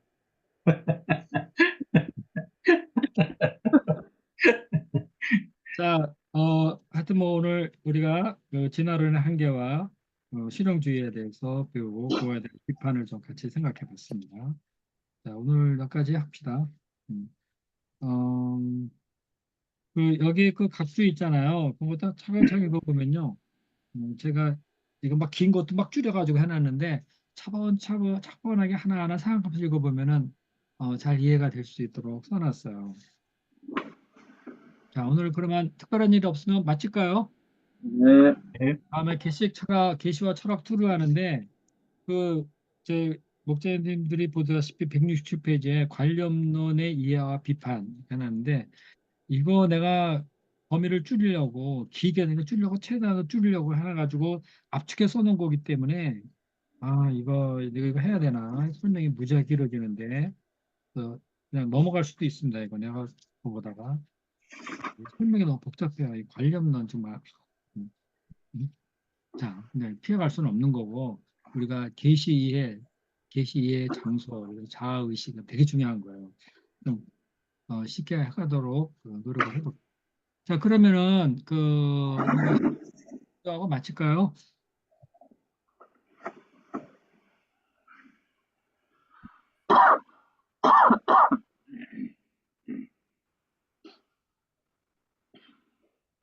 박주름 목사님 기도합시다.